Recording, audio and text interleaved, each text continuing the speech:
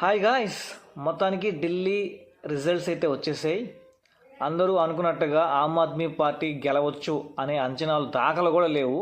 BJP అయితే ఆడ గెలిచేసింది. ఇక్కడ 22 సీట్లు అయితే ఆమ్ ఆద్మీ పార్టీకి వచ్చాయి. అలాగే 48 సీట్లు మన బీజేపీకి అయితే వచ్చినాయి. సో ఫైనల్గా బీజేపీ అయితే ఢిల్లీలో కూడా జెండా అయితే పాతింది.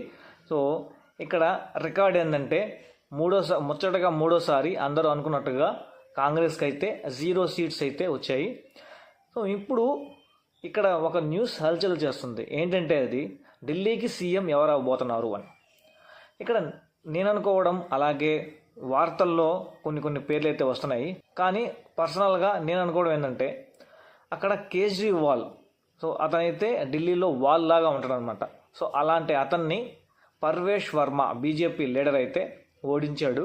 సో కాబట్టి పర్వేష్ వర్మకి సీఎం పదవి ఇవ్వచ్చు అని అయితే నాకు అనిపిస్తుంది. మరి మీకేమనిపిస్తుందో కింద అయితే కామెంట్ చేయండి.